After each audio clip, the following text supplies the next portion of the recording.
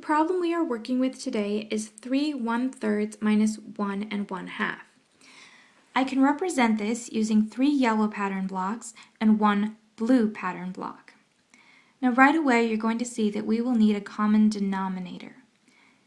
This means we need numbers that are common between both our 1/3 fraction and our 1/2 fraction, because it's impossible to subtract 1/2 from these figures, as we cannot subtract anything from the whole figures, and our 1/3 is smaller than 1/2.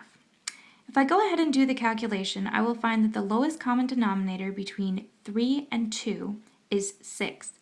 So I'm going to substitute 2 green pattern blocks representing 1/6 each for my blue pattern block. And if I go ahead and take these 3 down, that leaves me with a total number of 3 and 2, 6.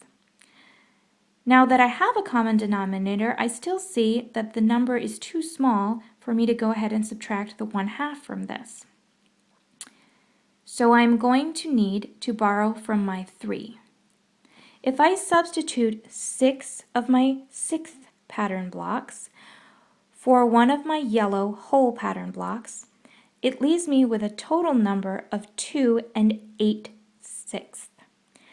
Now I can subtract the half. And we see that the half is equal to exactly 3 of my 6 pattern blocks.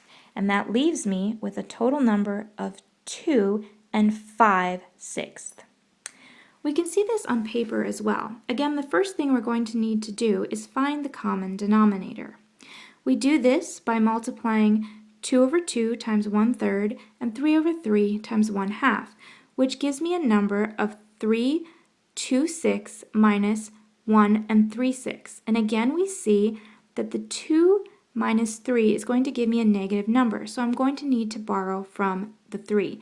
So my second step will be to borrow from the 3. So 3 becomes 2, 1 times 6 is 6, and 6 plus 2 is 8. So my number will then be 2 8/6 minus 1 3/6.